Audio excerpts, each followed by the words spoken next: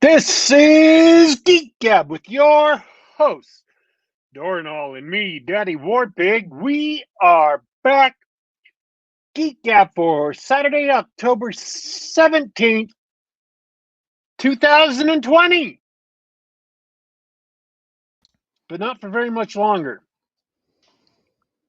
I guess that's comforting, isn't it? I'm feeling good about it. Although, if 2020 is going to end with a bang, what can I say?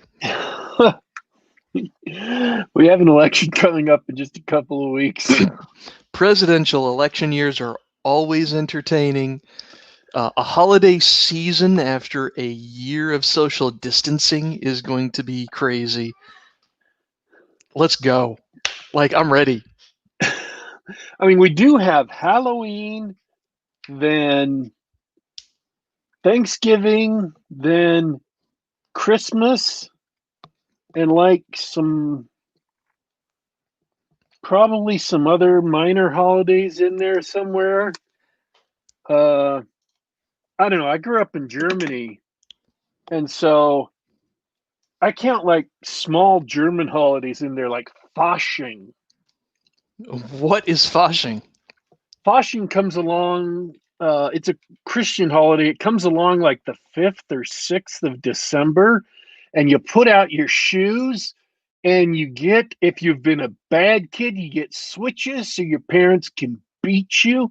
If you've been a good kid, you get candy in your shoes. And if you've been an all right kid, you get switches with candy on them so you can eat the candy. And then when you're done with it, your parents can beat you. I'm sure there's more to the holiday than that, but I was a little kid, and that's all I can remember. Little kids focusing on what's important to them. That's, might I say, that's about as German as it gets. Replace the candy with sausages, and I think you'd have the most German holiday ever. I just remember on the switches we used to get, because they actually sold, switches in stores with candy on them. There was one candy that was like sugar puffs. You get them in the box with the foil, and the frog sells them. They were like sugar puffs, puffed wheat, only they didn't have any sugar on them. So that's a quote unquote candy in Germany. Is Honey Smacks. Honey Smacks without the honey. See, this is why nobody likes the Germans. Styrofoam smacks. That's basically what they were. Yeah, that's about right. Like, if you cover those things in honey and sugar, then you're just eating styrofoam. Yeah. You're like, oh, if you put sweet things on top of these, they taste all right. But no. Yeah, we hated those.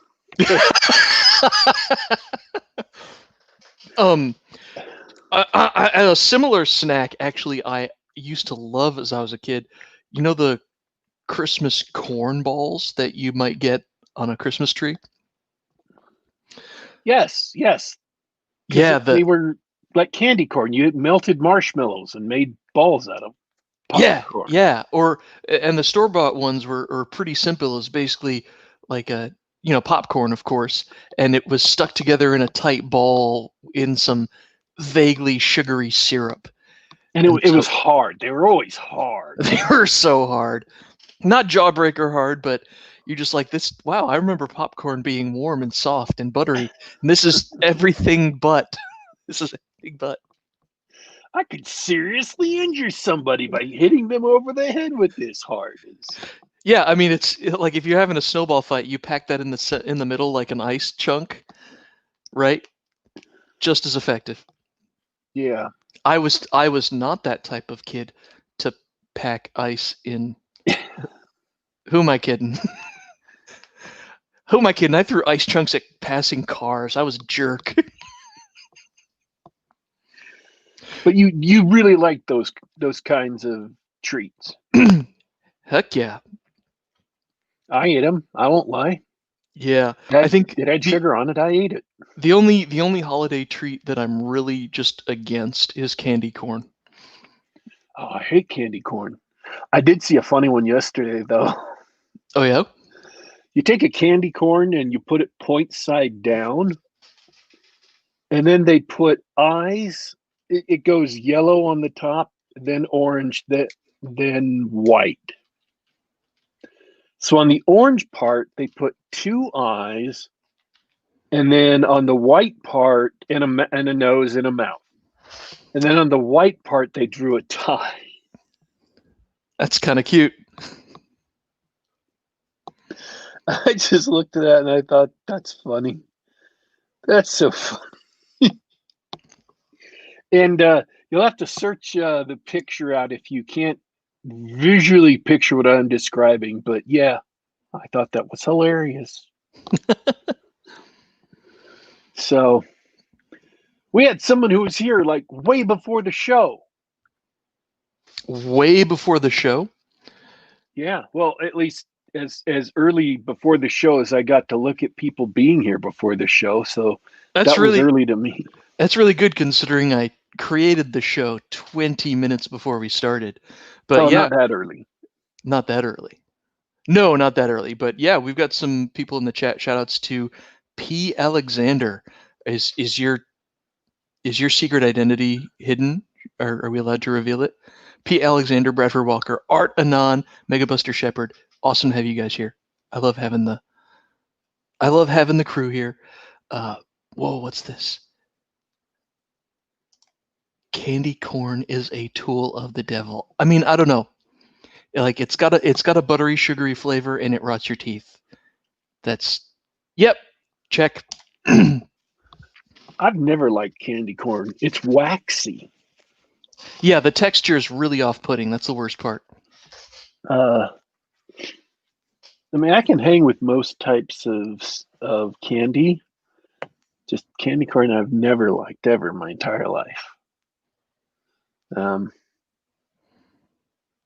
Fruitcake. My brother loves fruitcake just to be a contrarian. I like fruitcake. Fruitcake is fine, but of course it's the running joke is that it can't go bad. It just the same fruitcake keeps getting regifted every year. But yeah, as soon as that gets to my brother's plate, he's like, "Nope, this is not getting regifted anymore. I'm eating this fruitcake." I understand. My nephews and nieces love fruitcake. They badger my aunt into making fruitcake every year. Wow. All right, that's taking it to another level. That's the first I've heard of something like that. I don't go around badgering people into making me fruitcake. I will admit, I will eat some if it's there and it's like freshly made. But I don't go around harassing people into making me fruitcake. All right. This is also the first time I've heard about homemade fruitcake, which I don't understand. Like the substance, it doesn't seem like something that you can make in a kitchen. The fruitcake seems like something that can only be mass produced as some weird holiday gag somebody came up with because they had a bunch of extra fruit in flour in December and it was going to go bad, so they made up this new tradition. Like I can't envision a fruitcake that is not cellophane wrapped garbage. I don't understand. You're going to ask me how to make it. I'm going to tell you I don't know. Yeah. I don't know how to make it. I don't know don't what goes into it. Besides fruit and cake. Yeah. I don't know where they get the fruit from. I don't know what fruit goes into it. Because I've cut fruitcake open and eaten it, and there are things in it that are kind of fruity tasting, but I have no idea what fruit it actually is or how it's prepared. I have never, ever in my entire life been able to verifiably identify any of the fruit in a slice of fruitcake. I could not, if my life depended on it, tell you what any of the fruit was. It is not, it does not seem to be actual human fruit. I like the fruit cake, but I would not stake my life on telling you what kind of fruit it was. It's the confectionery equivalent of mystery meat. You slice it open and you're like, yep, that's cake, and there's something suspended in the cake. And it tastes all right. I think, yeah, it tastes all right. We'll call it fruit. So yeah, it is actually a big mystery to me. I'm not even doing that for a bit. Total mystery. By the way, folks, as I said a year ago, which you may or may not remember, my sister is nuts for Halloween. Goes nuts for Halloween. She loves Halloween, and every single year she goes out of her way to do a big display on the lawn, and it's become known around the neighborhood because she usually gets into the newspaper now, and people come around just to see what she's done for Halloween and take pictures of it and stuff. And then on Halloween evening, they come around the house, but she gives out full candy bars, not minis, and she gives out half cans of soda pop. Um, so it's just like a regular can of soda pop, only it's half size. Uh, and I mean half size as if you cut it in half, not like it's a miniature one. That would be a quarter size. So you take a regular soda pop can, cut it in half, so it's the same diameter, but just shorter. Um, so the kids come around to the house because they get full candy bars. She's got, the big Hershey's chocolate bars and Snickers, Baby Ruth, whole schmear. And she's got these fabulous um, lawn decorations. One last year, and this is what I talked about on the show last year from a year ago, which is what you might remember it from. She had a big swamp display with skeletons in uh, canoes in the Louisiana swamp and alligators and all kinds of stuff. It looked really cool. And one of the years before that, she had the ring. And so she had TVs, a huge number of TVs all over the place, and videos were playing on some of them.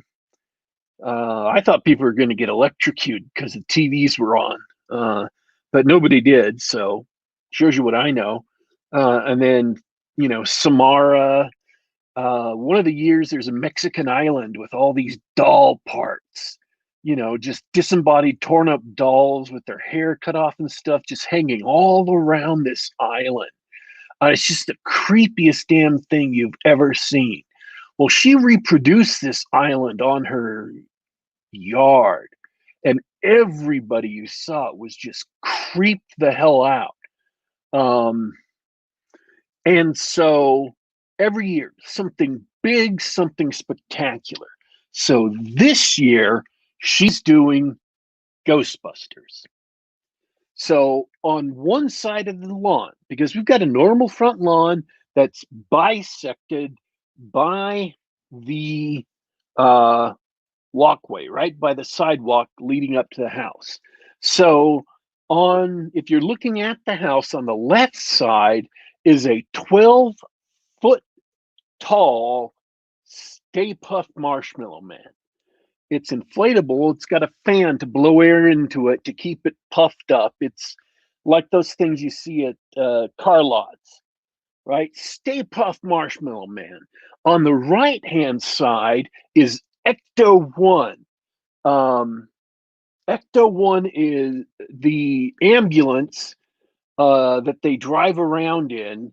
Also, this, air-filled thing filling up the entire yard on that side. And then they've got some backing plywood in back of it painted up um, like the Ghostbusters uh, fire firehouse. And then on the right side, in front of and behind the Stay Puft Marshmallow Man, they've got it painted up like the New York City skyline. You know, houses with glowing lights in them. So they are not houses, but buildings with glowing lights in them. Then they have 4 mannequins, all of them dressed that are children's size, child size mannequins, dressed in Ghostbusters costumes, each of which has a name tag on it for the 4th Ghostbusters, all of which have proton packs on them and traps, PKE meters, and they have strings of lights that light up red, leading from their proton packs, which are held out in their hands, all the way up to the Stay Puft Marshmallow Man. So when it's at night, the lights are on. It looks like these mannequins are shooting the Stay Puft Marshmallow Man, and then they've got some other lights around him that light up red that make it look like he's burning. This is my sister. That's quite a production. This is what she does every year for Halloween. We had Amazon drivers who stop off at the house regularly to drop off packages for her business. And one of them stopped off, not because he had a package delivered, just to get out and take pictures of it. You should share that widely. She should. Local newspaper isn't enough. You should get that on the internet. I would love to see a picture of the Ghostbusters display. Maybe we can show it on stream for anybody watching on YouTube. So anyways, that's what Halloween is at the house. And then inside the house, there is, I think it's Duplo. They've got the like 4-inch figures that kind of bend. She's got the entire Duplo play set and of the firehouse, the Ghostbusters firehouse, all the characters and the ambulance that you can put the Duplo figures inside, and the Stay Puft Marshmallow Man. She's got a couple of what are those big-headed things that I hate? The bobbleheads? No. The trendy ones that are kind of square. Oh, the Funko Pops. Funko Pops. She's got a couple of Ghostbusters Funko Pops, which was just over the line into me liking them. Dressed up, they're Ghostbusters. They have their backpack and everything. And then on the mantelpiece, she's got some Ghostbusters pillows. She's got a full-sized mock-up ghost trap put on one of the shelves on the wall. And then on the mantelpiece, she bought this massive, I want to say foot tall, it might be a little taller, Lego set of the Ghostbusters firehouse with, 12,000 pieces that she assembled over the course of several weeks, a couple of, 3-4 months ago. It has all the Ghostbusters figures and Janine and Slimer and all these things, and it opens and closes. It's got the fire pole that the little Lego figures can go up and down. It's got the library ghost and Louis Tully and Dana. And she's put it up on the mantelpiece because it's Ghostbusters Halloween. So I found out during all this folderol that my nephews, her sons, who are 10, 8, and 7, hadn't yet seen Ghostbusters. And it's Ghostbusters Halloween. And I was like, that's blasphemous. Poor kids. Poor Darn kids. So they took them downstairs and showed them Ghostbusters for the first time this Halloween, and they just went nuts for it. They love the Ghostbusters. So that's Halloween. It's awesome. And today is a Halloween show, so we got some Halloweeny things to talk about. Halloweeny thing, sort of. Yeah, I didn't have much of a week, but last weekend after the show, I sat back and watched a bunch of hilarious shorts from the BoneBat festival that I mentioned. I may have mentioned it a couple times already. Yes. And they did. So here's the deal. It was supposed to be a live thing. Of course, can't use the theater, so they went to online. So they did 2 nights, 4 blocks of like 2.5 hours each of shorts. So there were no full-length features, but it was something like 8 to 10 hours straight of well, their sense of humor is particular. And so we got all sorts of crazy monsters, bathroom humor, whatever. Just it's great. Here's the nice thing about it. So we were treated to a ton of shorts, and I'm not gonna. Oh, let me find that. I could find some names of them, but we had mock movie trailers. We had there's a short about one of the monster movies, like the teen killer movies, and it starts off with the monster killing all of the other kids, and of course there's the one survivor, right? The girl finally gets back and puts a machete through his head or something like that, and then the monster sits up. Dun dun dun. So the name of the film is Unstoppable, and so it's like 15 minutes of her killing the serial killer in gruesome ways, and he just keeps coming at her until and they turn it into a gag where every time she spouts off one of those horror survivor one-liners,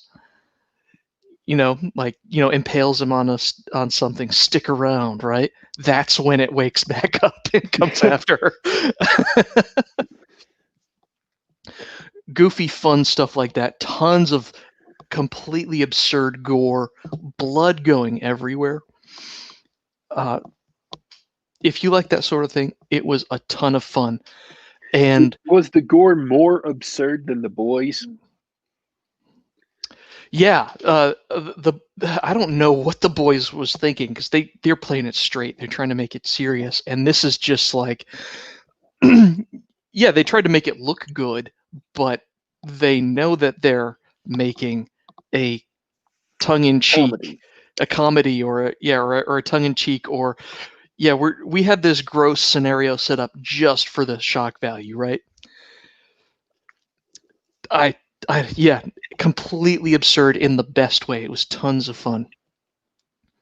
Something really nice came out of the online nature of it, though, because unlike in a movie theater, we had a little chat room going alongside.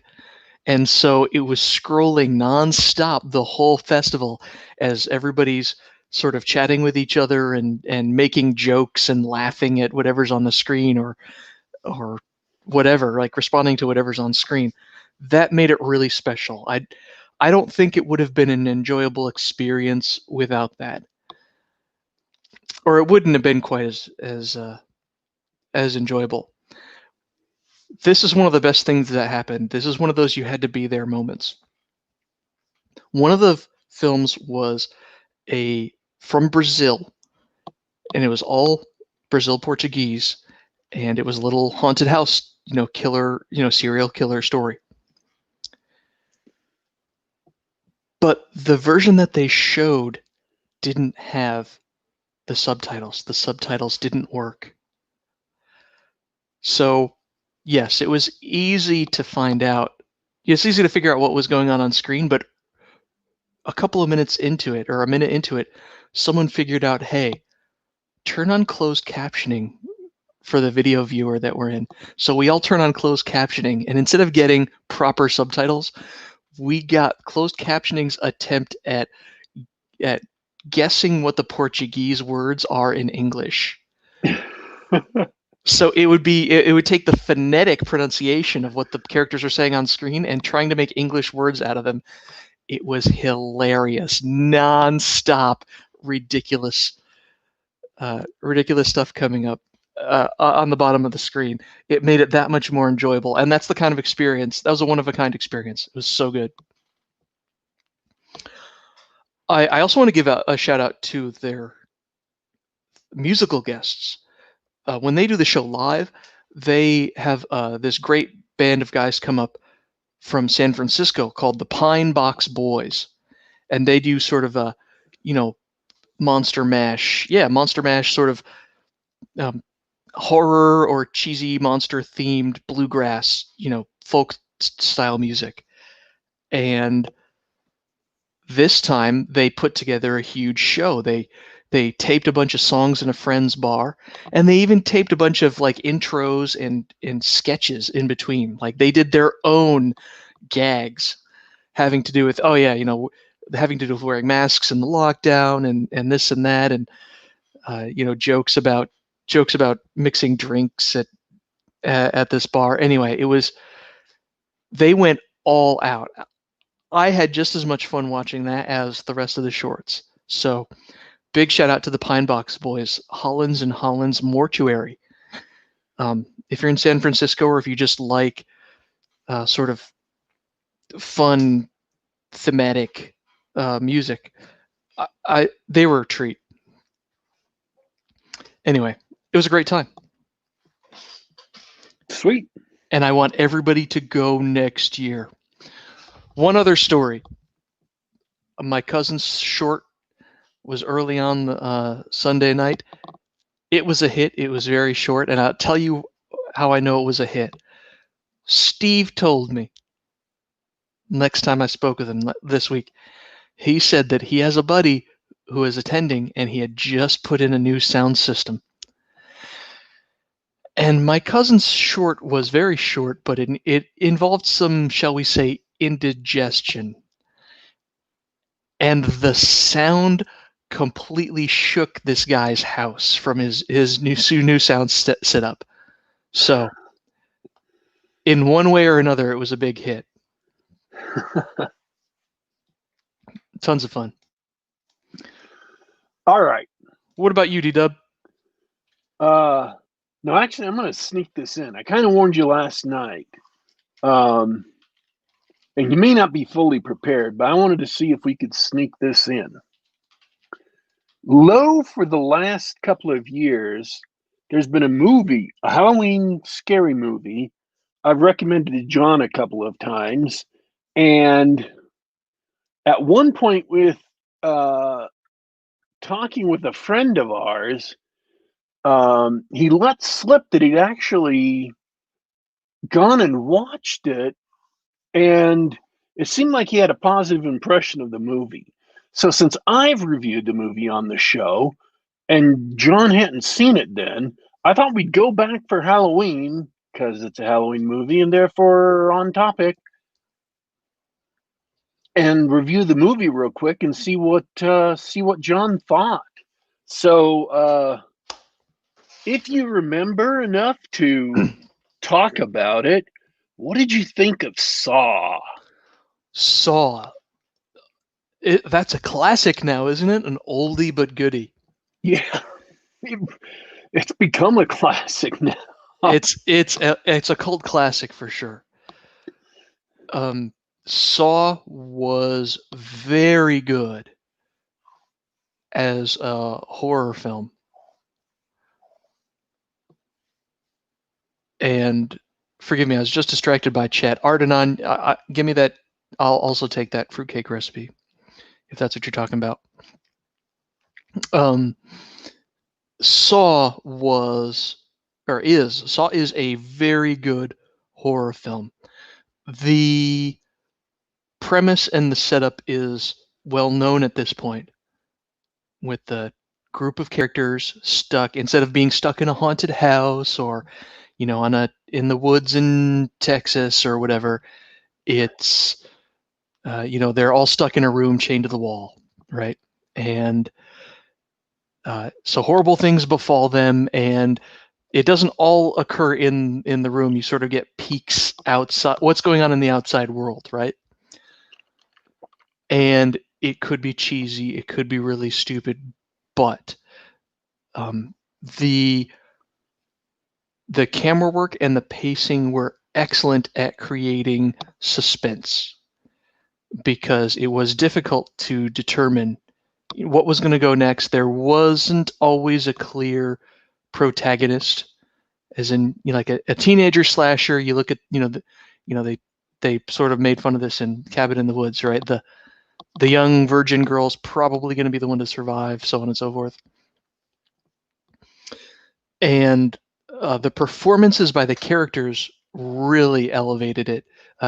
Carrie Elwes slumming it in a B movie, doing this cheesy horror film.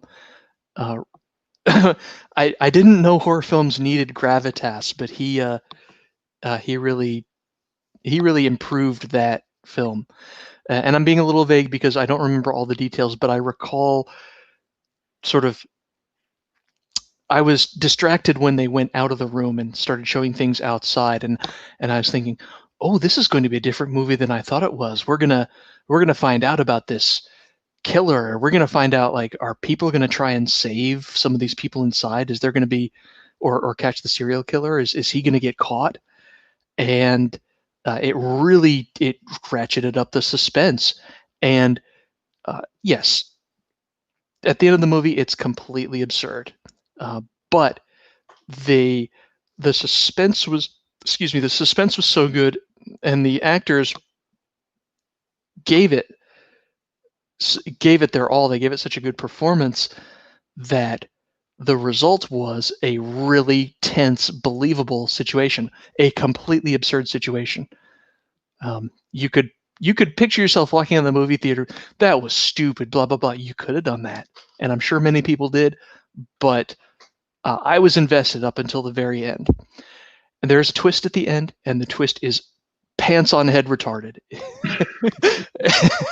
You're like, it completely shatters your suspension of disbelief, but that's in the final 30 seconds of the film. Who cares?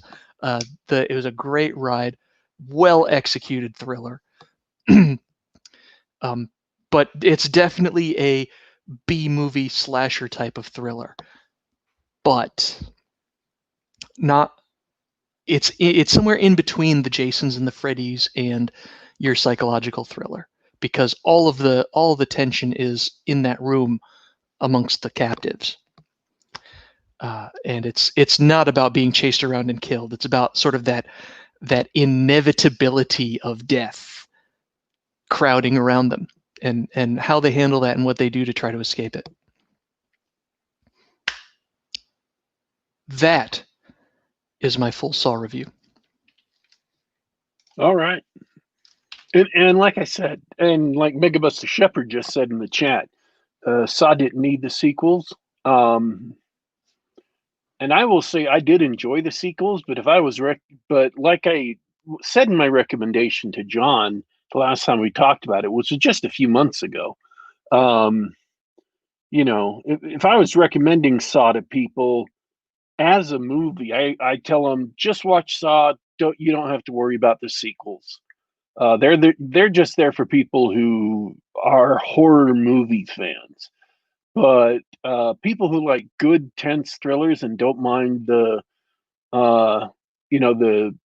bloodiness, Saw is a good tense thriller horror movie, and I think is just very, very well done. And I do like most of the sequels. They get progressively worse as you go on, and I'm sad that none of the sequels really are up to the quality of Saw. They're interesting how they all link back to Saw, and a lot of them are good movies in their own right, but none of them are as good as Saw. Fair. And they're kind of unnecessary. What I gathered from not having seen the movies, but seen the copycats and sequels, the trailers and things, that I think filmmakers got the wrong idea out of Saw, and Saw sort of revived the torture porn style of horror movies, Yes. which is not what made Saw so good. Yes. You don't go from Saw to the Human Centipede and think, yeah, this is a refinement of the no.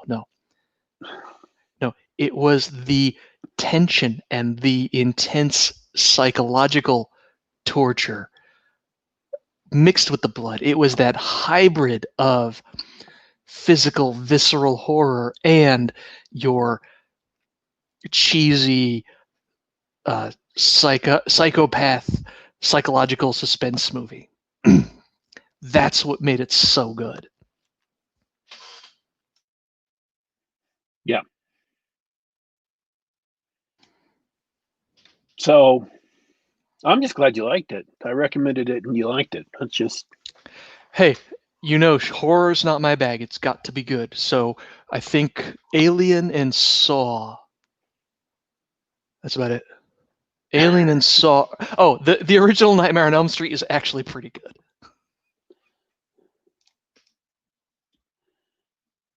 I don't know if you'd like it or not, but I'd put in a word for Texas Chainsaw Massacre, the original Tobe Hooper one. Oh yeah, I saw there's a remake about 10, 15 years ago. I saw a recent-ish remake, and it was boring. It was awful. Yeah. The original is just it's almost the epitome of 1970s horror for me. It's just brilliant.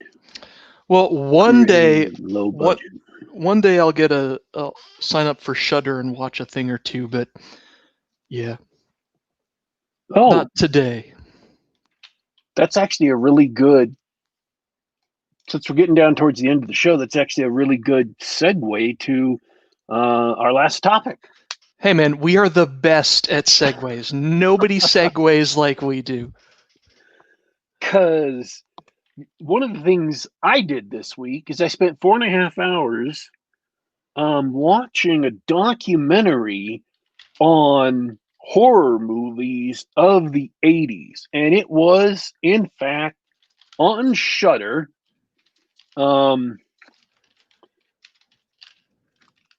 And it was a great documentary.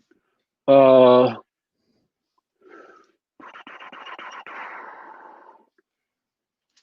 you recall the name?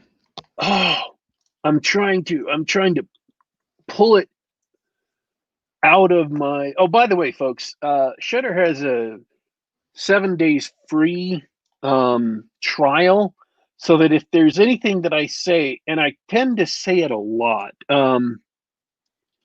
if there is anything on Shudder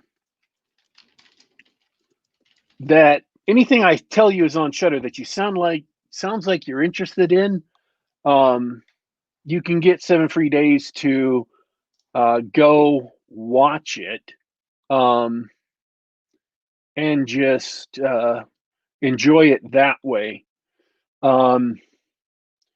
But unless you really, really want Shudder, don't let it go beyond the 7 days, because they will charge you for an entire year, and that's about $60. So unless you really want that year, and I got the year, kind of, sort of. Zombies are your jam. We understand, dude. The documentary is called In Search of Darkness, A Journey into Iconic 80s Horror.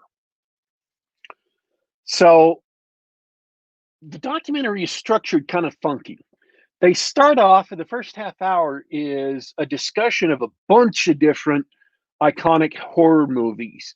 They got people who did makeup for movies, people who directed the movies, people who were screenwriters on the movies, actors on the movies, people who are critics, some, like YouTube critics, like Cecil Trachtenberg, um, who does a video series.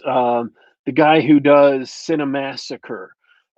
They got uh, the actress who plays Elvira, Mistress of the Dark. So she's not in character as Elvira, but they got Elvira and interviewed her.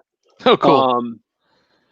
So they got all these people and talked to them about it, all the people who they could who actually worked on and in and around these movies to talk to them about their experiences making them.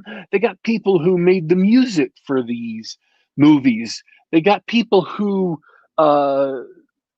later came along and did horror movies in the 90s and 2000s who had been inspired by these movies. And so they got a large breadth of actual talent who had practical knowledge of these movies to talk about them and their experiences about them and how they came to be and how things, how budget constraints or studio interference or the MPAA kind of made some things not work out the way they may have wanted. And then they go through for the first half hour. It's just, here's a movie, here's some interviews with these various people about it. Here's another movie. And I was honestly, by the end of the first half hour, I was like, is that all this is going to be? Is just talking about various movies? And I'd kind of burned out and I was about to turn it off. And then they started doing years, 1980. And they started covering movies from that year, which is what I was thinking in my head. I'm like, okay, man, now I want them to do year by year so we can trace the history of it and what movie influenced the next one and how things, moved through. Like Halloween came out, and that was really the first real slasher movie in horror. Where one killer that's kind of unstoppable goes through and starts killing teenagers one after another. And then Friday the 13th, which eventually gave birth to the hockey mask wearing Jason, although he didn't come around until the fourth Friday the 13th, which was supposed to be the end. It was called the final chapter. So we don't get the iconic Jason until the fourth movie. These are some of the things they talk about. But that was an attempt to cash in on Halloween. So Halloween led to Friday the 13th. Halloween also led to Nightmare on Elm Street. And so you can start to trace the genealogy. Halloween also led to Sleepaway Camp. And it also led to, other movies. And you can start to fill in the genealogy of slasher movies, which came to, sort of sit by as a new genre besides vampire movies, which had a long pedigree going all the way back to Count Orlok in Nosferatu in silent movie days. Excuse me while I take a sip. Sorry, my mouth had gone completely dry. Oh, I didn't have a joke prepared for that moment of sipping. My mistake. So that's one of the things I also wanted. And just when that was beginning to kind of wane and Paul, then they jump to a topic where it's like, okay, let's talk about gore in these movies. And then they go point out that, a lot of times the gore wasn't as much as you remember, that the gore was early on, and then the MPAA had started getting flack from parents groups and politicians about the gore, and so they started cutting down on the gore. And so the gore was high in the early 80s with the early movies, and then all of a sudden it started to drop to where a lot of the gore in, say, Friday the 13th Part 6 is very minimal, actually, and it's more suggested or implied. And it wasn't until you started getting into the 1990s where they relaxed some of the limitations on gore because of the PG-13 rating, that you started to get gory movies again. And so during the late 80s and early 90s, you didn't get as much gore as people remember there being. And actually, those movies were heavily edited to keep the gore out. And so they had various topics like that spring up. And I was thinking, man, this is going to be really, really long. But just when you're kind of tired of the format of the documentary, they then switch it up. And then so after a topic, they'll go back to a couple of movies on their own. And then they go back to, the next year. And then they'll go back to, talking about, okay, now we're going to talk about John Carpenter movies. And they've taken also interviews with people that they couldn't get that were done in other places and other times. If you remember the trauma show we did, I talked about a documentary about trauma I watched, and they had an interview with the man himself, who created Trauma Studios. They have bits and pieces of that same interview that I hadn't seen before, talking about trauma and talking about what their theory was and how they're the only, shock independent movies, horror movies that have lasted. They're the only one who's kept going. And that forms a nice little segment on the trauma movies, Trauma Studios. So that's a different thing.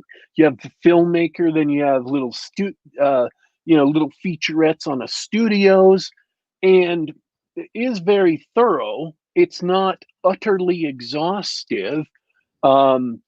And it's not utterly exhaustive because they've got a Kickstarter going right now, and this movie was crowdfunded. There was a Kickstarter on it several years ago, and then it came out, and you can still buy the Blu-rays and DVDs if you are so inclined, I believe. I could be wrong on that because there was a time when you couldn't. I believe they've opened it up again to be purchased. But the sequel, which goes into most of the later part of the decade, is being, I believe, kickstarted right now. And you may still be able to contribute to it and get a contributor's copy of, another 4.5 hour documentary about 80s horror movies. I'm just glad, very, very fortunate it came out on Shudder because I was going to contribute to the original Kickstarter, and my financial situation at the time just nixed that idea hardcore. But it is a great documentary, and there's a lot of things I learned from it. And they also dropped in. They cover several of the obviously the Nightmare on Elm Street movies. They cover several of the Jason movies, the Friday the 13th, as well as many, many other movies going back. We had a friend who got a subscription to Shudder, I think because he was listening to the show. And he was complaining because of all these movies that are on Shudder, that he thought were just tiny, tiny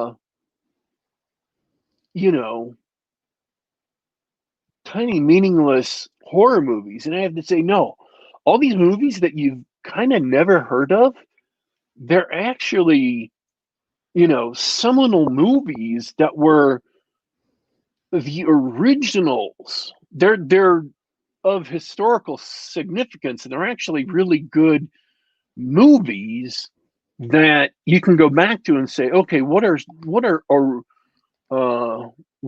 of the original 1970s horror movies? What are some of the original, horror movies of the 1980s? I mean, they have Slumber Party Massacre, and they have just all of these things that were uh, that are either cult classics that are old or just the older original movies that you can watch that have great historical that are good horror movies but also have great historical significance. Shudder tries to pick movies along with the usual array of movies that you're going to get on a streaming site that are horror movies that they produced or are horror movies that are available that aren't super expensive for them because they need content for the site. Those are there too. But they have a lot of these movies. Like they have several Dario Argento movies. They have Halloween, Halloween 4, Halloween 5, not Halloween 2, which is kind of disappointing. Um, they have a lot of Japanese horror movies. So he was complaining about it. They even have the original Texas Chainsaw Massacre. Um, he was kind of complaining about it. I'm like, no, you got to understand, these are the originals. They got Chopping Mall, which is That's a great name for anything. um, so all of these movies that are these original movies, many of them are talked about in the Black Christmas, one of the originals, Phantasm. All of these are talked about in the documentary. So you can watch this documentary and hear about all these movies. And then because you're on Shudder itself, go and watch some of them. If you like horror movies, if you're interested in getting an overview of the genre and seeing what these are and who these are and where they came from, it is actually a good place to go see things like that. And they've got some bad movies here. Genuinely not so bad they're good, just genuinely crappy movies that you want to skip. I dig that. You know, that's every streaming service. But yeah, I guess it's kind of turned into a Shudder. I want to get the. It sounds great. I want to get the name of that documentary again. What was it called? It is called, let me scroll back down to it. In Search of Darkness, a journey into iconic 80s horror. Awesome.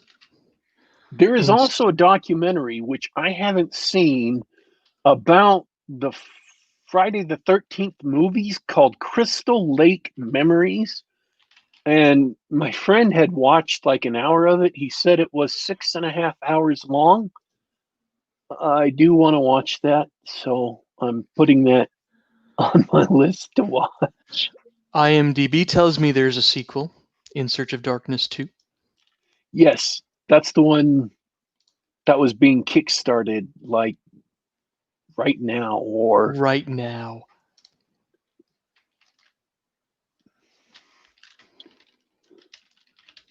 That's outstanding. I like this. Yeah, IMDb and everything. Tom Atkins, Doug Bradley. That would be fascinating. All right. You twisted my arm. Maybe the week of Halloween, I'll get a 7-day free trial and stream some horror. Maybe. No promises, but you've made a great case. Oh, and Megabuster Shepherd points out that the same person who made the documentary on horror movies, this In Search of Darkness, made another one on action films. Now that's something I would watch. That is another thing I need to. I don't know if it's streaming anywhere, but I definitely want to see that.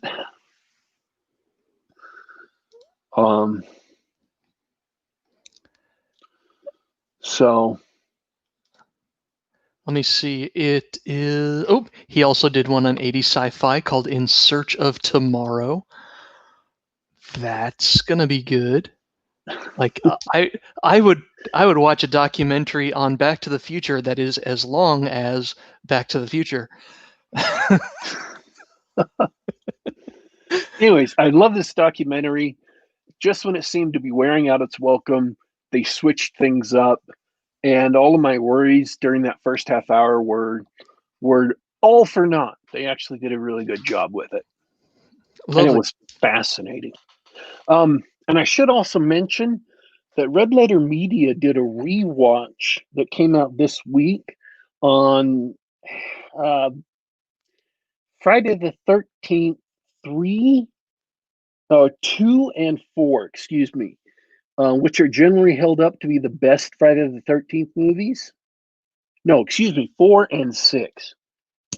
4 and 6, which are generally held up to be the best Friday the 13th movies.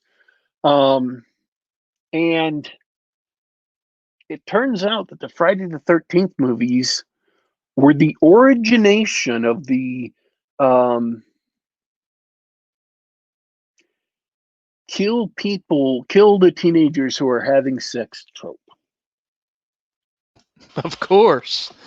But they did it for a specific reason. It wasn't just arbitrary. Jason was originally a little boy who drowned at Camp Crystal Lake. And he drowned because the camp counselors who were supposed to watch him were fooling off around. around. So they started getting killed because of the killer in the first movie. And then when Jason became the killer, he started killing them because that's what the original killer wanted him to do.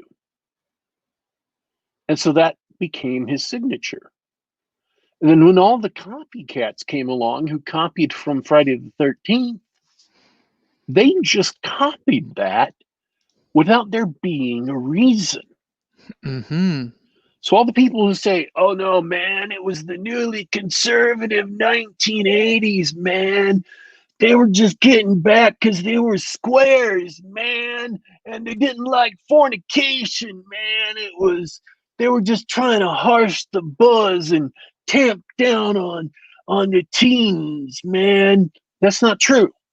It happened in one movie and then a movie series for specific reasons relating to the origin of the killer, and everybody else just copied it without any reason, and it just grew from there, which actually made me feel better because there are a lot of things that happen like that, like in Silent Hill, right? The sexy nurses and Pyramid Head, those had a direct relationship with the original Silent Hill protagonists. They existed for a reason. And then later games just copied them. Sure. Because they were genuinely creepy. Genuinely creepy, and, people just kind of expected them in the sequels. And there's a lot of things like that that happen. Once they existed for a specific and good reason, and now we just do them because that's what we just do. So, little historical note I got from that Red Letter Media episode. It was a really good episode, and it was a good companion piece to see in the same week I saw this documentary. As always, I appreciate you watching stuff so I don't have to. I really do love horror movies, and I especially love, and I also love slasher movies, which are a different genre. P. Alexander has a question for you. Yes. Do they have that vampire movie that Lee Brackett wrote? Why don't you look that up on IMDb and I'll tell you. Why didn't he look it up and put the title in the chat? I have no idea what he's talking about. No, just do a search for Lee Brackett in IMDb. Yes, that's what I'm doing. That's what I'm doing, but why didn't anybody else do that? I have no idea. I don't know. Because you're the IMDb man, dude. I just had it open a second ago too. I don't know what I was thinking. Lee Brackett. Oh boy, what is going on here? The Vampire's Ghost. I don't think that showed up. I did a double take. She's credited for an episode of Archer.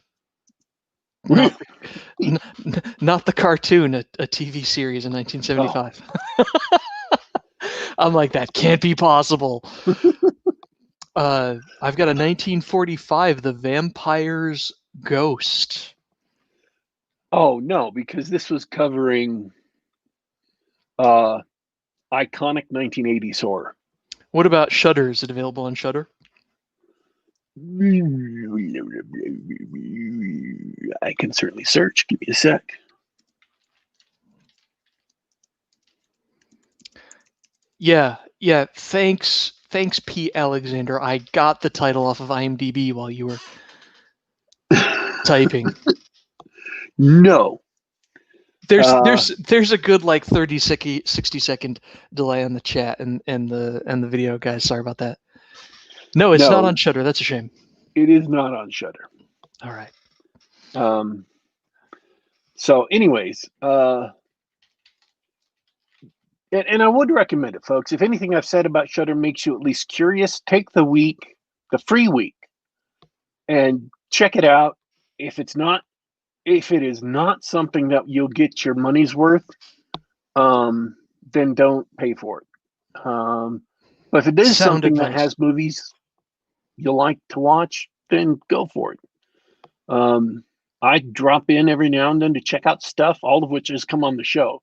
Every single thing I've watched on Shudder has come on the show. There's a lot of things I haven't been able to watch on Shudder because of time, but this week I had the time. So, yeah. Hey, before we go, any fun Halloween plans, costumes, parties, or anything? Or just horror movies? I was really hoping to watch vampire movies this Halloween. That sounds great. I want to dig into this Hammer horror and some other like classic 60s, 50s, 70s vampire movies. And when I want to watch the one with David Bowie. Ooh. They talked about that on the documentary, and I thought David Bowie in a vampire movie. That could be cool. Could be great. If you need to take a break and catch some air, you can rewatch Interview with the Vampire. It's aged pretty well. It's pretty good. I tell you what I was most surprised by watching this documentary is how many movies on it I had seen. Genuinely surprised. Like The Howling. Mm-hmm. I'd seen The Howling and I'm like, oh, The Howling, that was such a great flick. That was so awesome. Werewolf movie, folks. If you haven't seen The Howling, I would definitely recommend you check it out. Just an incredible movie. We don't have time to give a full review, and I haven't seen it recently, so I couldn't give you a good review anyway, but man, awesome movie. All right, we're ready to go. I'm ready to go. It's been super fun. Chat's been fun to chat with today. Thanks, guys, for listening in. And I hope everyone listening later was sufficiently enlightened and entertained. But Daddy Warpig, I'm done for this week. How about you? Sure. Honestly, I was a little bit worried last night we wouldn't have enough material to fill up the show, but I think that Saw thing put us over the top. That's right. Just next time you need a couple of minutes, ask me about a random movie, and I'll give you my full review.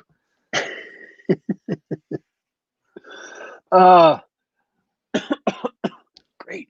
It's about time for me to do my thing, and my voice collapses. You should take a sip of water while I soothe everyone with my Ah. dulcet tones so that you may proceed with the outro. Somebody was demanding to know if you were still on Team T, by the way. Team T. I haven't drunk tea in a couple of weeks. I think it really messed with my circadian rhythms. Oh. Even drinking it only in the morning. I'm pretty sure it was Mega Buster Shepherd was asking if you were still Team T. That's okay. If I ever find myself in your neck of the woods, I will drink all the sweet iced tea that is offered to me because I cannot resist. All right, folks. This has been Geek Gab for Saturday, October 17th, 2020. Now, I'm paranoid. Did I get the date right at the top of the show? Because I don't even remember. Doesn't matter. We want to thank everyone who tuned in live and participated in the chat. Happy Halloween, folks. We know it's a couple of weeks away, exactly 2 weeks away, because today is 17th, and 17 plus 14 is 31. Boom! That is our massive and impressive math skills here on the Gab. We want to thank everyone who will tune in later to listen to the show on youtube.com/geekgab. That's youtube.com/geekgab. You can read the chat, but you cannot participate. So tune in live and you can join in the discussion with all the awesome people who join us every single week about this time. You can also listen to us on soundcloud.com. You can listen to us on the Google Play Store, or you can listen to us on the Apple iTunes Store. Subscribe to the podcast and listen on the device of your choice. We are signing out for today, but don't you worry. Don't you fret. We will be back.